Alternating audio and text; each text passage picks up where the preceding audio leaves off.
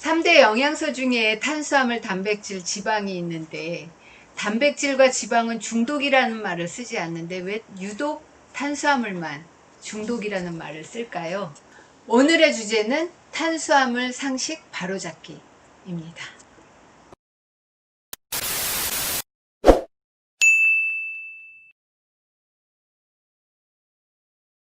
우리 몸에서 에너지원으로 가장 많이 쓰이는 첫 번째 영양소가 탄수화물인데요. 그런데 요즘 탄수화물이 많이 거부되고 있죠. 그것은 탄수화물이 과잉되면 인슐린 분비를 촉진하고 체지방 증가를 하기 때문에 복부 비만의 원인이 돼서 그런 것 같습니다. 그것은 결국 심혈관계나 뇌질환에 영향이 되기 때문이죠.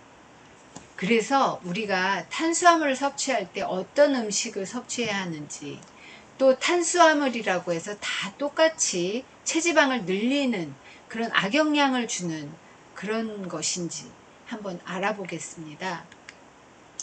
탄수화물에는 좋은 탄수화물과 나쁜 탄수화물이 있는데요. 나쁜 탄수화물은 앞서 말씀드린 것처럼 인슐린 분비를 증가시키고요. 식이섬유가 거의 없는 정제 탄수화물을 말합니다.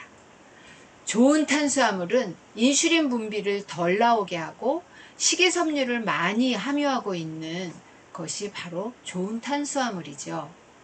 특히 나쁜 탄수화물의 대표적인 것이 흰쌀밥, 떡, 빵, 국수, 과자, 라면 이런 것들이 여기에 속하는데요. 대부분의 음식의 재료가 밀가루입니다. 밀가루에는 탄수화물이 92%, 단백질이 8% 들어있는데요. 거의 대부분 밀가루를 수입해서 우리나라는 쓰고 있죠. 밀가루는 단백질 음식이라기보다는 고탄수화물 음식입니다. 밀가루 음식을 많이 섭취하시면요, 인슐린 분비가 급증하면서 간과 복부에 직접적으로 지방을 축적하게 된다고 하는데요. 밀가루 안에 들어있는 글루텐이 장내 세균에 의해서 에소루핀이라는 마약 성분으로 변하는데요. 밀가루 음식을 뇌에서 계속 먹고 싶다고 충동하도록 하는 성분이기도 합니다. 밀가루 음식을 자꾸 많이 먹으면 먹고 싶은 충동을 느끼는 게 바로 이 때문이라는 거죠. 수입하는 밀가루에는 글리포세이트라는 제초제가 많이 함유되어 있어요. 글루텐이 아토피를 일으키고 장누수의 원인이 되고 그런 것들은 한 번쯤 다 들어보셨을 거예요. 그래서 많은 분들이 글루텐 프리를 선호하게 되는데요. 이것은 잘못했다가는 더 나쁜 함정에 빠지게 되는 그런 경우가 될 수 있어요. 왜냐하면 글루텐 대신 옥수수 전분을 사용하기 때문이죠. 모든 가공식품에는 옥수수 전분이 반드시 들어갈 수밖에 없는데요. 이런저런 이유로 옥수수를 많이 섭취하게 되면 그 옥수수 안에 아밀로펙틴 A라는 성분 때문에 혈당을 급속히 올리고 그리고 인슐린 저항성을 쉽게 조장하는 그런 상태로 된다는 거예요. 혈당이 올라가면 단백질이 탄수화물과 결합해서 글라이케이션이 쉽게 되는데요. 그것은 당산화물이 형성된다는 거예요. 당산화물이 많이 형성되면 당뇨의 원인이 되고 백내장이나 혈관병증이 됩니다. 그리고 다국적 기업의 패스트푸드점에서 사용하는 미국산 빵에는 브롬산 칼륨과 아조디카르본 아미드라는 성분이 들어있는데요. 이 성분은 암을 유발할 수 있다고 해서 한참 논란이 되어 있어요. 그런데 아직도 허용치를 줄이지 않고 있는 실태입니다. 여기서 브롬은 할로겐 원소의 일종인데 요오드의 흡수를 방해시켜서 키 성장을 저해하고요. 갑상선 질환이나 저체온증을 유발할 수 있다는 것이죠. 그럼 아조디카르본 아미드 성분은 화학 성분이거든요. 화학 합성 물질이에요. 근데 이것은 천식과 알러지를 유발하고요. 빵을 구우면 발암물질로 생성이 되기도 합니다. 미국과 우리나라의 허용치는 아직도 예전과 변함이 없이 계속되고 있고요. 많은 나라에서는 이 두 가지 성분을 금지시켰다는 겁니다. 그럼 좋은 탄수화물에 대해서 알아볼까요? 식이섬유가 많이 들어있을수록 몸에 좋은 영향을 주는데요. 식이섬유는 물에 녹지 않고 소화되지도 않는 불용성 식이섬유와 물에 녹는 수용성 식이섬유로 나뉘어 있습니다. 그럼 좋은 탄수화물을 봤을 때 당질은 조금이고 식이섬유가 많은 것들, 그런 것들이 바로 좋은 탄수화물이라서 권장할 식품들을 보면 녹황색 채소, 아보카도, 버섯, 해조류, 낫또, 견과류 이런 것들이 권장할 식품에 속하고 있고요. 나쁜 탄수화물 일종을 한편 보면 당질은 많지만 식이섬유는 적은 그런 식품들이 여기에 속하는데, 거기에 대표적인 게 감미료, 시럽이나 과당, 인공 감미료들 여기에 속하고요. 밀가루로 만든 식품들, 쌀가루, 떡이나 강정, 흰 쌀밥 이런 것들, 그리고 전분유로 되어 있는, 그러니까 고구마 전분, 감자 전분, 옥수수 전분 등으로 되어 있는 것들이죠. 식이섬유가 들어있지만 우리가 양을 많이 먹을 때에는 우리의 혈당치를 또 높일 수 있는 그런 식품이 있는데요.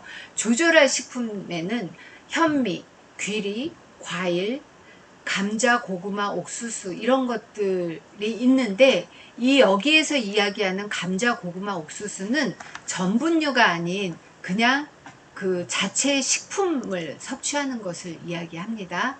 그리고 콩이 있습니다. 그러면 이 탄수화물의 질을 좋게도 하고 나쁘게도 하는 그 식이섬유가 과연 무엇일까요? 그 식이섬유에는 불용성 식이섬유와 수용성 식이섬유로 나뉘는데요. 불용성 식이섬유는 소화가 되지 않은 채 장벽에 있는 찌꺼기를 장벽 손상 없이 긁어내주는 그런 일을 해요. 이 장벽은 타월지처럼 융털이 이렇게 있는데, 이 융털 사이사이에 끼어있는 찌꺼기들을 긁어내준다는 뜻입니다. 함께 섭취한 음식물의 소화가 지연될 수 있도록 도와주는 게 불용성 식이섬유고요.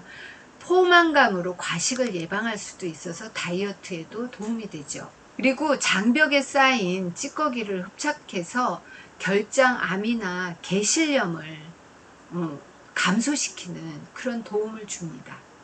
고구마, 옥수수, 대두, 시금치, 콩나물, 부추 이런 것들이 여기에 속하죠. 근데 반면 수용성 식이섬유는 물에 녹는 식이섬유인데, 이 수용성 식이섬유가 지방이나 당을 흡착해서 배설을 촉진시켜 체내에 축적하는 것을 막아주는 역할을 합니다.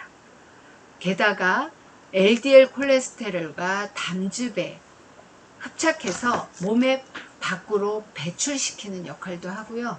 환경 호르몬이나 중금속을 흡착해서 몸 밖으로 배출시키기도 하죠. 발암물질이 되는 그런 여러 가지 독소들을 또 흡착해서 독소가 쌓이는 것들을 막아주기도 하죠. 여기에는 김이나 미역, 다시마, 사과, 한천, 바나나, 귀리, 견과류, 녹황색 채소에 해당하는 그런 식이섬유들이 여기에 속하고 있습니다. 우리나라의 식이섬유의 권장량은 하루 20에서 25g 정도로 불용성 3, 수용성 1의 이상적인 비율을 권장하고 있는데요. 이는 프로바이오틱스의 먹이로도 아주 중요합니다. 그리고 불용성 식이섬유보다 수용성 식이섬유가 하는 역할이 한 가지가 더 있는데요. 얘는 유산균에 의해서 단쇄지방산으로 변한다는 거예요. 그 단쇄지방산은 우리가 알고 있는 지방산이 분해돼서 나오는 지방산이 아니라 수용성 식이섬유가 유산균에 의해서 분해가 돼서 나오는 영양소인데요. 얘는 장벽에 상피세포를 부스팅 해주는 그런 역할을 해서 혈액도 맑게 해주고 콜레스테롤 수치도 조절해주는 그런 아주 중요한 역할을 하는 일입니다. 오늘 우리가 어떤 탄수화물을 선택해서 먹으면 좋을지 한번 알아봤는데요. 결론은 식이섬유가 많이 들어있는 녹황색 채소나 통곡물을 드시는 것이 좋고 가공식품의 섭취를 줄이라는 이야기겠죠. 그렇다고 해서 저탄고지에서 제시하는 것처럼 탄수화물을 너무 많이 줄여서 식사를 장기간 탄수화물을 줄여서 한다면 그거는 건강한 식사라고 볼 수 없습니다. 물론 고도 비만이나 인슐린 저항성을 가지고 계셔서 대사증후군에 속해 있는 분들, 그리고 이미 당뇨병에 걸리신 분들은 이 저탄고지가 비교적 도움이 되기는 합니다. 그런데 너무 장시간 동안 이 저탄고지로 탄수화물을 줄이신다면 분명히 건강에 적신호로 올 수 있는 원인이 된다는 것이죠. 아, 참. 과일과 채소가 살이 안 찌는 음식이고 건강에 좋다고 알고 계시는 분들이 많으시죠.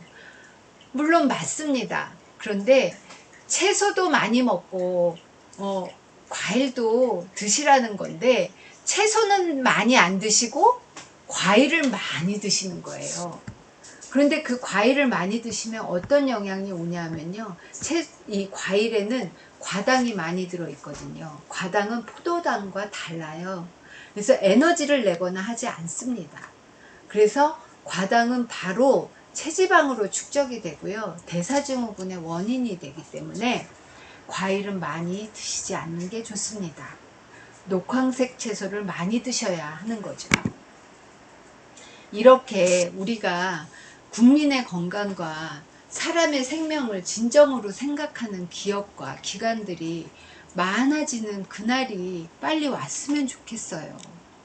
왜냐하면은 가공식품이나 인스턴트 식품 그런 것들이 너무 우리 주변에는 많이 있기 때문에 그런 건강, 국민의 건강을 조금이라도 생각한다면 그 가공식품이나 인스턴트 식품을 너무 조장하는 그런 기업이 나오지 않기를 저는 바랄 뿐이고요.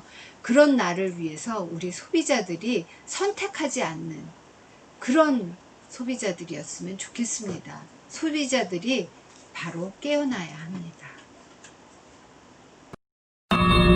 여러분은 여러분 식탁 위에 올라와 있는 음식이 어떤 재료로 만들어져 있는지 자세히 알고 계시나요? 그냥 누군가가 아니면 기업에서 알아서 잘 만들었겠지 하고 믿고 드시지는 않으신가요? 우리의 먹거리 속에 깊숙이 뿌리박고 있는 GMO에 대해 다루어 보겠습니다. 구독과 좋아요, 알림 설정 부탁해요.